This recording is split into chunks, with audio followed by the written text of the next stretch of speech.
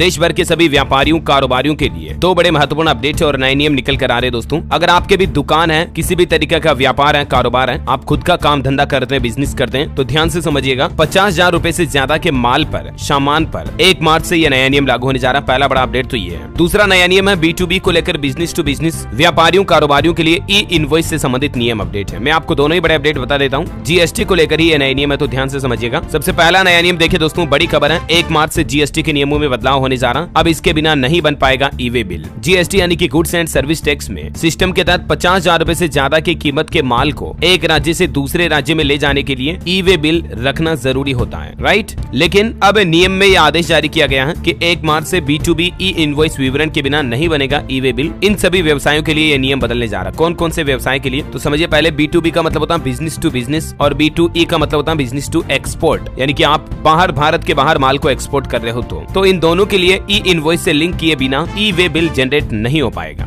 1 मार्च 2024 से नए नियम के मुताबिक 5 करोड़ से ज्यादा वाले व्यवसायों को B2B लेनदेन के लिए ई इनवॉइस के बिना ई-वे बिल जनरेट करने की अनुमति नहीं मिलेगी। और ई-वे बिल के बिना आपको पता होगा 50,000 रुपए से ज्यादा के माल को आप एक राज्य से दूसरे राज्य में अंतरराज्यीय सीमाओं को क्रॉस भी नहीं करवा सकते हैं, समझ रहे हो। सरकार के GST डिपार्टमेंट की तरफ से इस संबंध में नए निर्देश भी जारी कर दिए हैं। ई-वे बिल जनरेट करने के लिए अब ये चीज भी जरूरी होगी। हालांकि नया नियम केवल ई चालान के पात्र टैक्स पेयर्स पर ही लागू होगा। ग्राहकों व अन्य तरह के ट्रांजैक्शन हेतु ई-वे बिल पहले की तरह ही जनरेट होगा, और ये नया नियम 1 मार्च 2024 से लागू हो जाएगा। नेशनल इन्फॉर्मेटिक्स सेंटर यानी कि NIC का कहना है कि ये नियम केवल ई चालान के पात्र टैक्स पेयर्स के लिए फिलहाल लागू होगा। NIC ने स्पष्ट कर दिया कि दूसरे तरह के कारोबारियों के लिए ये नियम नहीं लागू होगा। अच्छा, सरकार की तरफ से इस नियम को क्यों बदला गया, इसके बारे में डिटेल जानकारी भी आप यहाँ थोड़ा सा वीडियो को पॉज करके देख सकते हैं दोस्तों। और वहीं देखिए एक और बड़ा अपडेट, आज सुप्रीम कोर्ट ने सरकार को एक नोटिस भी जारी किया GST से संबंधित, जिसमें कहा गया कि ऑनलाइन गेमिंग कंपनियों पर 1.5 लाख करोड़ रुपए GST को लेकर जवाब मांगा है। हाल ही में आपको पता होगा सरकार की तरफ से ऑनलाइन गेमलिंग वगैरह पर GST टैक्स 28% लागू किया था, राइट। जबकि सरकार का कहना है कि अभी तक 28% की टैक्स देनदारी अभी की नहीं है। हालांकि नियम लागू कर दिया है, तो इसी से संबंधित आज सुप्रीम कोर्ट में सुनवाई भी हुई। सुप्रीम कोर्ट ने सरकार से जवाब भी मांगा है। और एक अच्छी बात यह है कि पिछले महीने सरकार ने GST टैक्स कलेक्शन भी अच्छा खासा किया। दिसंबर में GST से 1.65 लाख करोड़ रुपए जुटाए, जो कि पिछले साल के दिसंबर से 10% ज्यादा रहा। लगातार 10वीं बार मंथली कलेक्शन 1.5 लाख करोड़ के ऊपर पहुंचा है ना। तो दोस्तों उम्मीद है GST को लेकर ये 1 मार्च से संबंधित कुछ नए नियम बदलाव आपको जरूर जानने मिले होंगे। और भी आपके मन में कोई सवाल है, कमेंट करके पूछेगा, मुझे मैं रिप्लाई करने की जरूर कोशिश करूंगा।